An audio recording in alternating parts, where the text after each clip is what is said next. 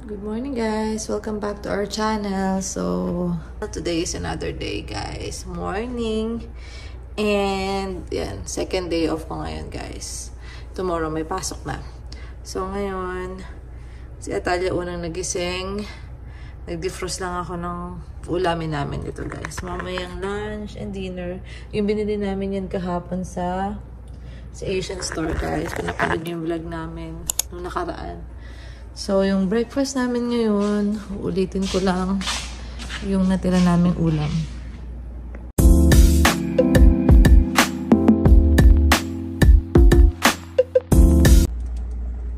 Ito guys, so pwede pa to chicken, breast chicken na adobo namin. Ayan guys, so pwede pa tong breakfast today. Ayan. And nakapagsaing na ako guys. Agabi ko pa nga ito nasaing guys. Kasi sanay kami na gabi nagsasaing para kinabukasan meron na kaming kanin kaagad. Yan. Kasi pag pumapasok din yung mga bata. Pero ngayon walang pasok. Weekend yan guys. Hey daddy. Pagod si Judy. Nakapagod matulog. Nakapagod na. Alam mo naman sila. Mga makukulit. Dumating na. Si Ace tulog pa si Atalay na una dahil. Asan siya dali? Nagtatago. Where are you? I'm gonna kiss you. Dami-dami. Hi ulit guys. Ayun na si Atalay. Kain guys, kain. Ciao, ciao.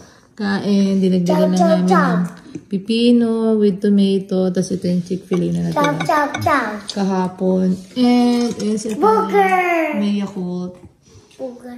Kain. Bye bye. Bye bye pangit.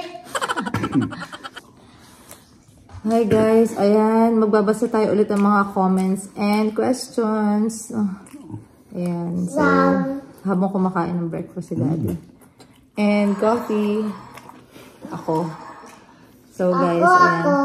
Ito si Mary Kate. Start na tayo, Talia. Yes, sabi niya, thank you for sharing. Very helpful talaga mga videos niya. Continue to upload more videos to inspire others. Take care. You're welcome. God bless din po. You're welcome. Ayun po talaga yung goal namin, no, Daddy, no? Kasi nakaka-relate kami nung paalis din kami o naghihintay kami ng mga next galaw. Next phase ng steps natin. Lagi kami nanonood ng mga vlog din ng mga nurses, ng mga family nila. Hi, Kuya Ace. Gising na siya. Good morning. Say hi to them. Late ka na. Hindi, maaga yan. Isa tulog ulit. Hi. O, kain na tayo. Ayan, kumain ka na dyan, Day. So, ayun nga guys. So, thank you sa pag-appreciate ng mga videos. Yun talaga yung goal nga namin guys. Yung i-share din sa mga sa inyo. Yung mga, lalo yung mga future na papunta dito. Yung mga ideas kung paano yung setting dito. Kung ano yung mga nangyayari. Para makahit pa paano. What do you expect? Oo, ganun. Makatulong din sa inyo guys. And, syempre, memory rin namin guys sa family videos. Memory bank namin din tong YouTube. So, thank you guys again for appreciating our videos guys.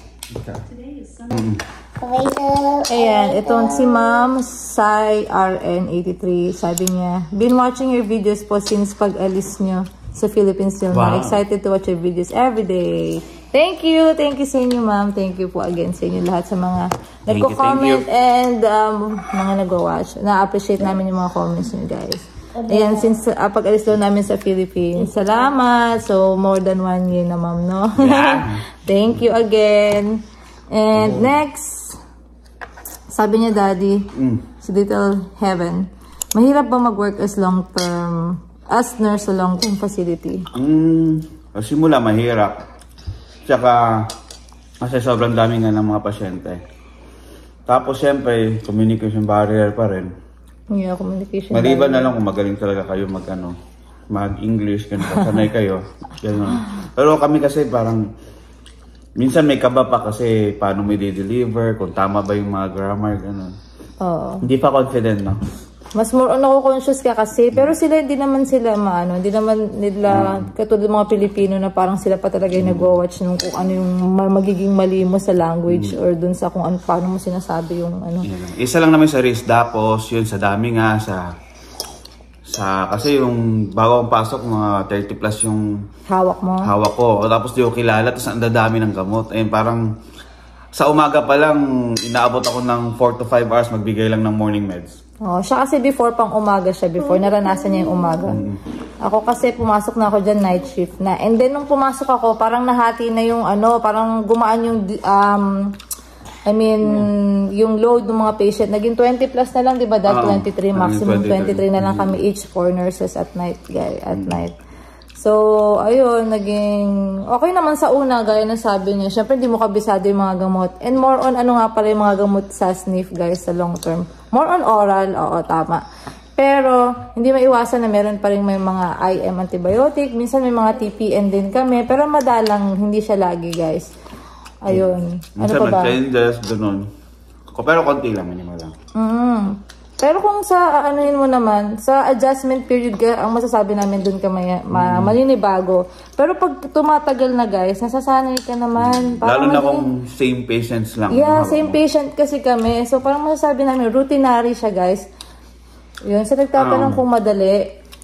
Parang kakayanin nyo guys. Kung kaya namin, ako kaya nyo rin guys. Ito naman. Ako nga nung simula, puro matatanda yung mga kasama ko. Oo, matatanda sila. Mga pa-senior, pa-retire na, pero gumagalaw pa din. Yes, isipin nyo guys, nakakaya ng mga matatanda dito. Matatanda, mas matanda pa sa atin.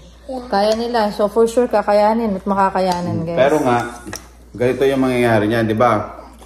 Marami kayong patients, ang toxic niya, kunyari, na pag nagtotoxic yung patient, may na-fall, may mga nagdi-DOB, ang busy na kayo niya kasi masisira yung ano mo. Yung routine mo, masisira. Yung routine mo. Tapos, ang ano niyan, hindi ka pa sanay sa toxic. Hindi mo alam yung gagawin mo kasi nga, hindi mo siya laging ginagawa. Oo, parang ano ka. Pero, syempre, yung mga basic, matututunan mo, pero yung mga pag-process ng mga paperworks, yun doon ka matotoxic kasi parang ang dami mo pang ititik, dami mo iano sa computer, paano mo gagawin, ganyan.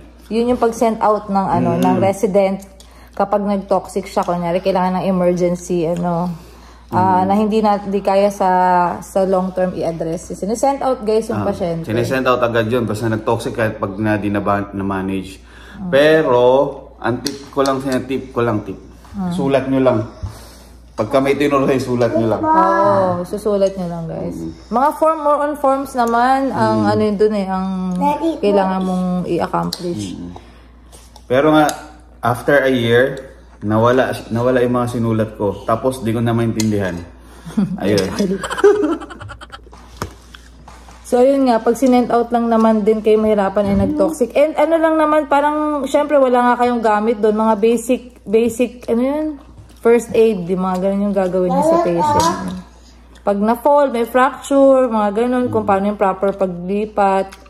O kung talagang sobrang na-damage talaga, syempre hindi mo naman gagalawin basta-basta yung yung resident na hanggang sa makarating yung EMS. So mabilis naman yung pag tinawagan nyo yung guys yung EMS, diba? Dumarating na. Pero syempre pagka ganun, kakabakabahan ka kasi tawagan mo yung relative. Oo, yung relative. Mag-i-English ka na naman. Kausapin mo yung EMT, tawagan mo yung DON, inform mo lahat. Ganun. Oo, ganun lang naman yung magpapatoxic sa inyo. Pero as a nurse, kung may experience ka sa hospital, swabe lang talaga. Kakayanin guys, kaya naman. Alam mo yung management yung process. As a nurse, lalabas yung mga skills nyo dyan as a nurse. Lalo kung may nag-comment dito na galing siya sa hospital for how many years. Nako, kaya nyo yan ma'am na i-address yung mga emergency na ganyan. So, ayun. Ito pala siya si ma'am. Si ma'am Dalzy. Sabi niya, miss this Q&A. Nag-comment siya doon sa may Q&A namin na nakaraan. Pwede po gawa kayo ng video about sa routine sa SNF nyo dyan. Kasi nagdadalawang isip ako if mag-apply ba ako sa hospital or SNF kasi parang nakaka-stress na sa hospital. Parang napapagod na ako sa hospital. 14 years na. 14 years na siya sa hospital daw. And gusto ko na lang is routine at hindi mentally draining. Thank you if ma-share nyo experience nyo. God bless you more. Ayun, yung... Paano ba? Kung gusto mo ng routinary lang talaga, kailangan mo lang tiisin yung adjustment period mo. Tapos after nun, siguro mga Swabe 2 to ka na. 3 weeks, makabisado mo na yung gamot, memorize mo na, alam mo na yung mga attitudes ng mga Pasyente residents. mo. So, kaya magiging swabe na yung work mo. Oh, Unless magkaroon 14 ng years emergencies. Eh. Oh, 14 years kayo, ma'am. Naku, kakayanan nyo yan. Easy na. Galing kayo sa hospital, makakayanan nyo yan, ma'am.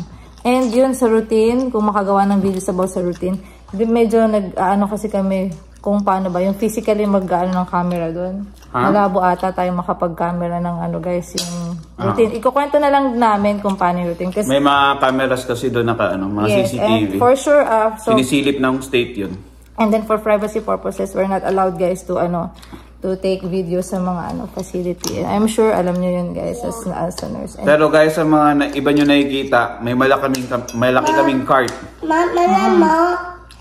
ito sa Google. Yes, very good. It's a cucumber. Yay! Yeah, achievement. I-share na lang namin ng quick yung yung routine. Pwede naman namin ikwento kahit na wala yung personal na makikita nyo doon, guys. So, ang routine namin doon is pagdating, parang same lang din sa hospital, like receive the report, 'di ba, Daddy? Magdadaldalan. Magchichikahan muna mga nurses. Yan. So, ayun guys, report lang. So, maximum nga kami ng 23 dyan, guys. So, minsan 20, 19.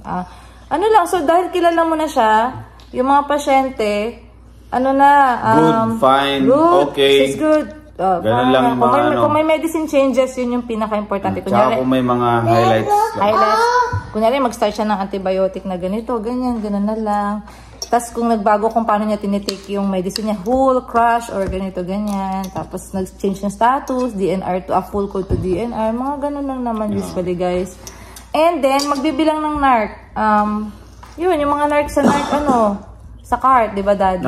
Yun, mga hydrocodone, tramadol, mga alprazolam, ganun.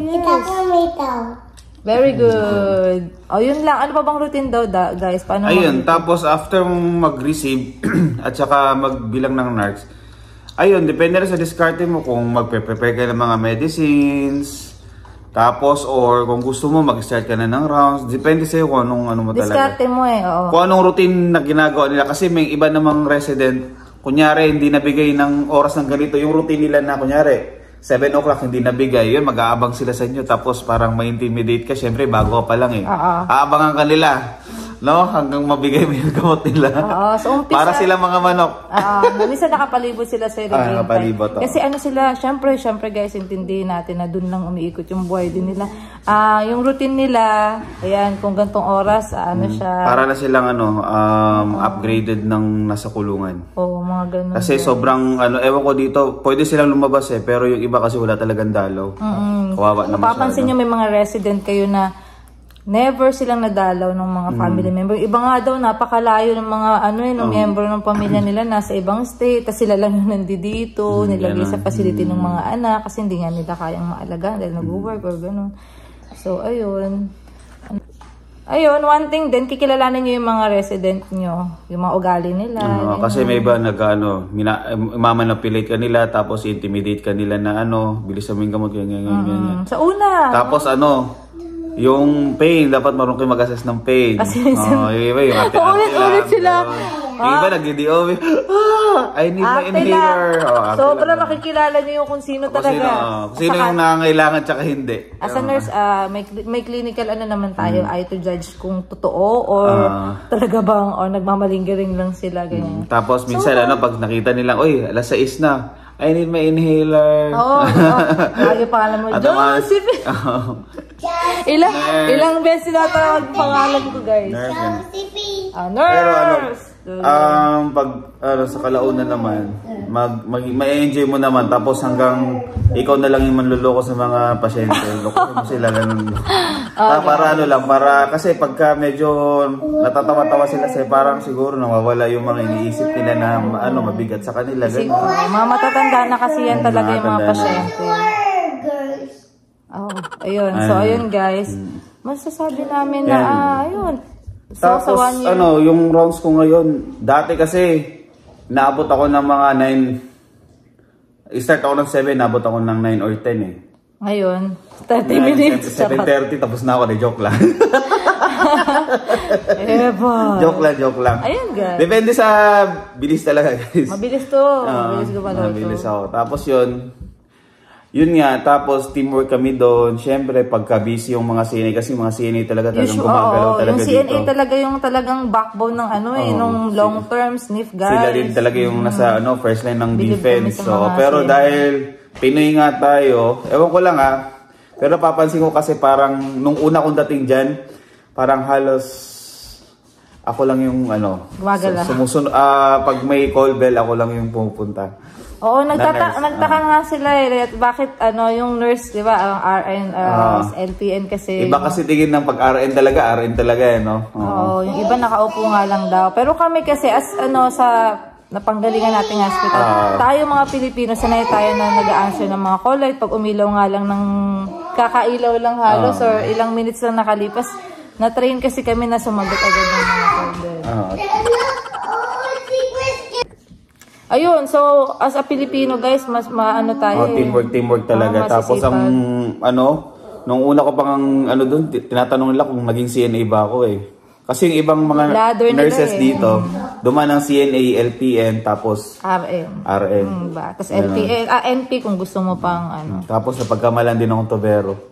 ng pasyente. Akala nila naglalaro lang ako. Decoration doon. Ayun guys, so as an RN or LPN na mo sa long term, ka lang, mas hindi ka physically nakatulad ng CNA na talaga. Halos lahat, diaper change, pwede mo lang sabihin sa pakasuyuan mo, favor lang ganun. Pero hanggat maaari, kung mga simpleng tulong-tulong lang, kuha ng water, yellow, ganun. Ako na gumagawa. Kasi may mga ibang nurses di talaga tumatayo. Gamot lang talaga, tsaka yung mga emergencies lang, ganun. Totoo. Hindi lahat pero meron talaga. Sa mga maka-work, mapapansin mo yun. So yun guys, ito last na muna natin guys to si Mr. John. Sabi niya, hello po, mabilis po kayo makakaalis dito galing Pinas. Papunta ng US sa panahon ni Donald Trump ngayon. Asawa ko kasi nurse, hindi pa ba mahigpit tungkol sa deportation? Salamat. Ayun, so si Trump na ngayon bago nating president. Yay! Kala mo bumoto no? Sana guys, di rin kami ma-deport. Hindi naman siguro. Hindi naman. Sa opinion namin. So far, naman sa mga healthcare team, okay naman. Pero nanganganib yung mga illegal immigrants lang. For sure, syempre, kahit naman sino guys, kung hindi sa syempre pag illegal, hindi naman, kahit naman, kung kayo yung tatayo sa katayuan ng mga American, syempre, ayaw nyo rin ng mga illegal or diba? Lalo na kung yung halos lahat ng benefits na pupunta din sa mga illegal. I heard na, yun naman yung target niya, yung illegal.